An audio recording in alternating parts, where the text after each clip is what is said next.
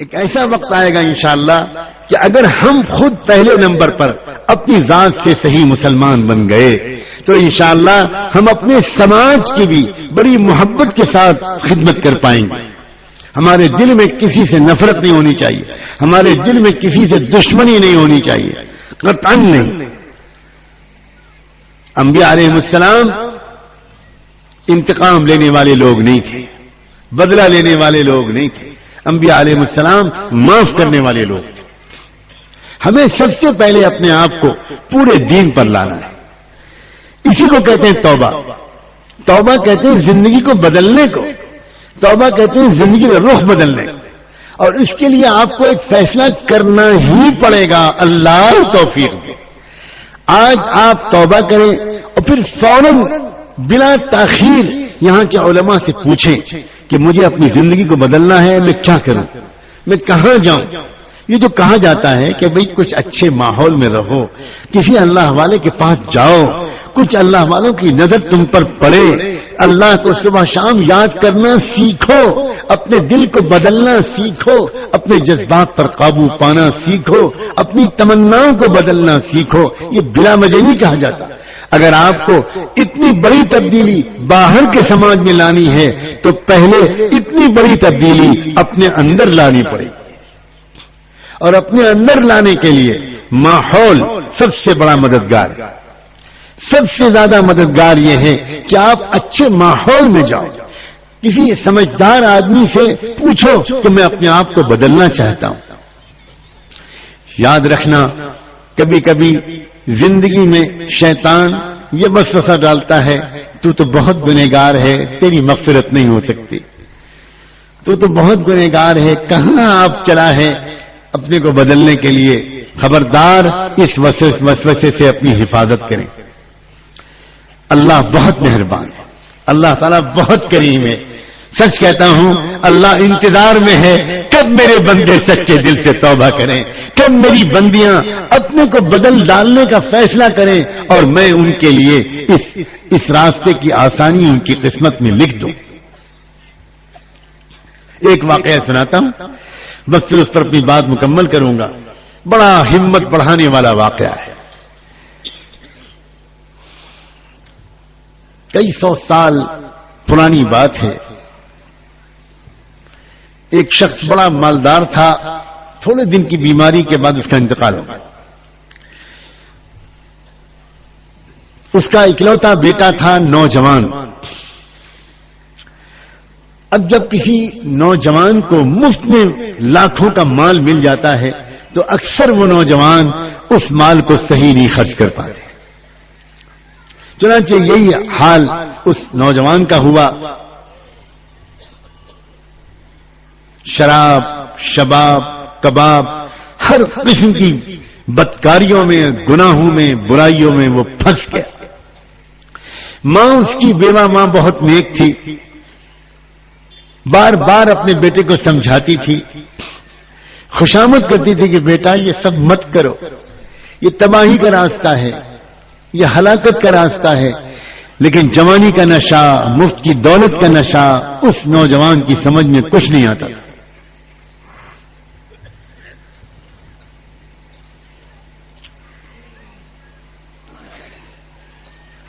وہ زمانہ, وہ شہر وہ تھا جہاں سیدنا حسن بصری رحمۃ اللہ علیہ ہوا کرتے تھے.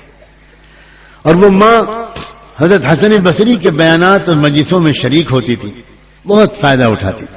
وہ بار بار سمجھاتی تھی اپنے بیٹے کو, بیٹا چل میرے ساتھ چل, حضرت کی مجلس میں ایک بار تو شریک ہو جا, شاید تیرا دل وہاں بدل جائے.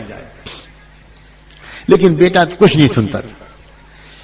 یہاں تک کہ اس کو بیٹے کو ایک مہلک بیماری نے گھیر لیا اور کچھ دن کے بعد علاج کرنے والوں نے بھی کہہ دیا کہ یہ بچہ بچے گا نہیں. مہلک بیماری ہے جس کا کوئی علاج نہیں. عام طور پر جب بے حیائی کے کام کوئی کرتا ہے تو ایسے گناہ, ایسی بیماریوں میں وہ پھنس جاتا ہے.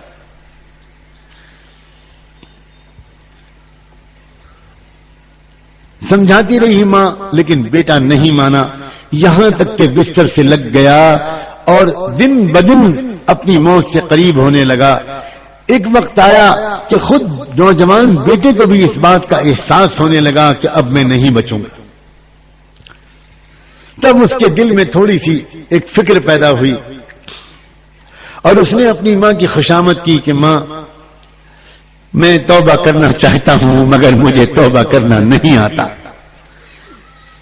بہت سمجھاتی رہی آپ مگر مجھے توفیق نہیں ملی. اب تو میں سمجھ رہا ہوں کہ میں بس صبح شام کا مہمان ہوں. آپ ایک کام کریں, آپ چلی جاؤ حسن بصری کے پاس, وہ تو بڑے اللہ والے ہیں, ان سے یہ کہہ دو کہ ایک نوجوان توبہ کرنا چاہتا ہے, گنہگار ہے, بدکار ہے, لیکن اس کو توبہ کرنا نہیں آتا. وہ آ جائیں, مجھے توبہ کرا دیں, میں توبہ کر لوں گا تو میں بچ جاؤں گا. ماں خوش ہو گئی, جلدی سے تیار ہو کر گئی پردے کے ساتھ, ان کی خدمت میں حاضر ہوئی, سلام کیا, تعارف کرایا. حضرت میں وہ بیوہ عورت ہوں جو میں بار بار اپنے بیٹے کے لیے آپ سے دعا کے لیے کہتی تھی. آج اس بیٹے نے مجھے بھیجا ہے, اب بستر سے لگ چکا ہے, موت قریب ہے, مگر اس نے یہ کہہ کر بھیجا ہے اگر حضرت تشریف لے آئیں گے مجھے توبہ کرا دیں گے, میں توبہ کر لوں گا. میں توبہ کرنا چاہتا تو ہوں مگر مجھے توبہ کرنا نہیں آتا. حضرت آپ چلے چلیے, بڑا احسان ہوگا, اب توبہ کرا دیں. حضرت حسن بصری نے کہا کہ نہیں بھائی میں اس وقت تو نہیں جا سکتا, مجھے تو درس دینا ہے. سینکڑوں اور ہزاروں لوگ درس حدیث کے لیے بے چین انتظار میں بیٹھے ہیں, میں اس وقت تو نہیں جا سکتا. معذرت کر لی انہوں نے. ماں بیچاری اداس واپس آ گئی. بیٹا دروازے کو تک رہا تھا. ماں کیا ہوا؟ ماں نے کہا بیٹا تو بڑا بدنصیب ہے, میں زندگی بھر تجھے ان کے پاس لے جانے کی بات کرتی رہی, تو نہیں گیا, آج ان سے کہا تو وہ نہیں آئے, تیرا نصیب ہی خراب. بس بیٹا رونے لگا.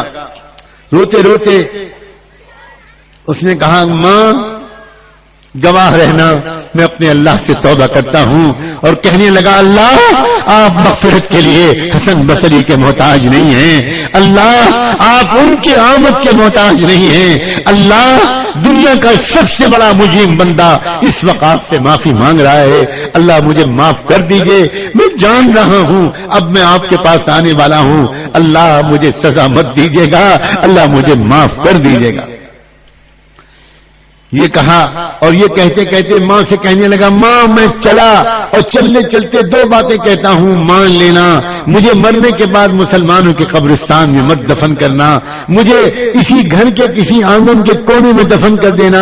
اگر مسلمانوں کے قبرستان میں دفن کرو گی تو مجھے اتنی سخت سزا ملے گی کہ میرے بغل میں جو مردہ ہوگا اس کو بھی تکلیف پہنچے گی, اس لیے مجھے مسلمانوں کے قبرستان میں مت دفن کرنا ماں. اور دوسری بات یہ ہے میرے مرنے کے بعد اپنے دوپٹے چادر سے میرے گلے میں پھندا ڈالنا اور میری لاش کو مرے ہوئے کتے کی طرح اس شہر کی سڑکوں اور گلیوں میں گھسیٹنا, تاکہ میرے دوست نوجوان ساتھی یہ دیکھیں کہ اس طرح کی زندگی گزارنے والے کا یہ حشر ہوتا ہے, شاید وہ پہلے ہی توبہ کر لیں.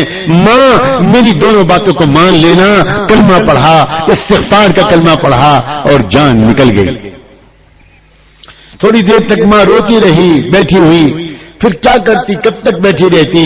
بچے کے جسم پر چادر ڈالی, محلے والوں سے جا کر کہا میرا بیٹا انتقال کر گیا, گھر میں اور کوئی مرد نہیں ہے, تم جانتے ہو, تم مدد کر دو میری. اس کو نہلانا, غسل دینا, کفن پہنانا, دفن کرنا, یہ سب تم کرو, اللہ تم کو جزائے خیر دے. میں پردے میں جاتی ہوں, تم اس کے بدن کو, جسم کو, لاش کو اٹھا لاؤ اور پھر اس کی تیاری کرو, تجہیز و تدفین کی. لوگوں نے کہا بہت اچھا, آپ الگ ہو جائیے, میں ابھی ہم لوگ آتے ہیں اور لے جاتے ہیں اور خدمت کریں گے, آپ بالکل فکر نہ کرو. ماں نے کہا جب جنازہ تیار ہو جائے تو مجھے اطلاع کر دینا. ان لوگوں نے پوچھا کہ جنازہ کون پڑھائے گا, کہنے لگی آپ لوگ آپس میں مشورہ کر لینا, جس کے بارے میں مشورہ ہو جائے وہ نماز جنازہ پڑھا دے. پھر ایک دم سے ماں کو خیال آیا, اور ماں اپنی مامتا سے مجبور, ماں اپنی محبت سے مجبور, ماں وہ ایک مرتبہ پھر برقع اوڑھ کر حضرت حسن بصری کے پاس حاضر ہوئی, اور وہاں جا کر پھر ایک مرتبہ کہا وہ نوجوان کے لیے میں آپ کے پاس آئی تھی کہ چل کر توبہ کرا دیجئے, اس کا انتقال ہو گیا ہے. حضرت میں آپ کو اللہ رسول کا واسطہ دیتی ہوں, ایک مرتبہ آپ اتنا کرم کر دیجئے, آ جائیے اور میرے بیٹے کی نماز جنازہ پڑھا دی. شاید آپ کی نماز جنازہ پڑھا دینے کی برکت سے میرا بیٹا سزا سے بچ جائے، اس کی مغفرت ہو جائے۔ حضرت حسن بصری سنتے ہی جلال میں آ گئے، کہنے لگے میں ایسے شخص کی نماز جنازہ نہیں پڑھا سکتا جس نے کبھی زندگی میں کوئی نماز نہ پڑھی ہو، میں نہیں پڑھاؤں گا۔ ماں پھر واپس آ گئی اور واپس آ کر اس نے محلے والوں سے کہا کہ آپ لوگ جس کے بارے میں رائے مشورہ ہو اس کو طے کر لیجئے گا اور وہ نماز پڑھا دے۔ سب تیاری کے بعد محلے والے مشورے کے لیے بیٹھے ہوئے تھے کہ کون نماز جنازہ پڑھائے۔ اتنے میں دروازے پر دستک ہوئی اور ماں دروازے پر گئی، پردے کا خیال کر کے پوچھا کون صاحب ہیں؟ تو باہر سے جواب آیا میں حسن بصری ہوں۔ ماں حیران رہ گئی، کہنے لگی حضرت آپ آ گئے، اللہ آپ کے درجے بلند کرے، اللہ آپ کے درجے بلند کرے، یہ آپ کی مہربانی ہے کہ آپ آ گئے۔ ٹھہریے میں بھاگ کے جاتی ہوں، کہیں لوگ نماز جنازہ شروع نہ کر دیں۔ کہنے لگے حضرت حسن بصری بہن پہلے سن تو لو کہ میں کیوں آیا ہوں، میں نے تو تم کو ڈانٹ کے بھگا دیا تھا، واپس کر دیا تھا، اس کے بعد میرے قیلولے کا وقت تھا، میں ذرا دیر کے لیے لیٹا، میری آنکھ لگی، مجھے ایسا سنائی پڑا جیسے اللہ مجھے ڈانٹ رہا ہے اور اللہ کہہ رہا ہے حسن تم میرے کیسے ولی ہو کہ تم میرے ایک دوست کی نماز جنازہ پڑھنے سے انکار کرتے ہو، جلدی جاؤ اور جا کر نماز جنازہ پڑھاؤ ورنہ تمہارے پاس جو کچھ ہے میں سب چھین لوں گا۔ بہن احسان میرا نہیں ہوگا، احسان تمہارا ہوگا، تم مجھ سے نماز جنازہ پڑھوا لو ورنہ میں ہلاک ہو جاؤں گا۔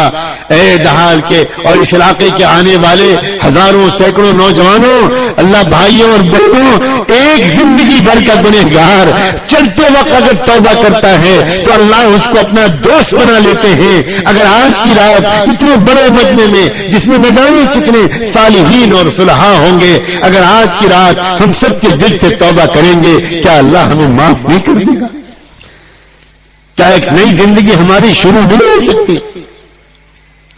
آج بڑی امیدوں کے ساتھ ہم اور آپ ہاتھ اٹھائیں اور اللہ تعالیٰ سے گر گرا کر مانگیں۔ یاد رکھنا جس طرح ایک بچہ جب اپنی ماں سے کسی چیز کے مانگنے کی ضد کرتا ہے تو وہ نہیں دیکھتا کہ پھوپھی کیا کہیں گی، خالہ کیا کہیں گی، باجی کیا کہیں گی، وہ روتا ہے، مچلتا ہے، ضد کرتا ہے، یہاں تک کہ اپنی بات منوا لیتا ہے۔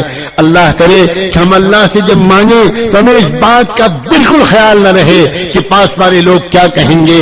اللہ ہمیں تڑپ تڑپ کر مانگنے کی توفیق عطا فرمائے، اخلاص کے ساتھ مانگنے کی توفیق عطا فرمائے اور ہم کو ایک بار پھر ایسی امت بنا دے جو امت دنیا کے اندر ایک بار پھر وہ تبدیلی لے آئے۔ آج اللہ سے مانگنا ہے، معافی مانگنا ہے، ہدایت مانگنا ہے، آگے کے لیے توفیق مانگنا ہے، دین اور دنیا کی بھلائیاں مانگنا ہے۔ اللہ سچے دل سے توبہ کرنے کی اور گر گلا کر تڑپ تڑپ کر معافی مانگنے کی اللہ مجھے اور آپ کو توفیق عطا فرمائے۔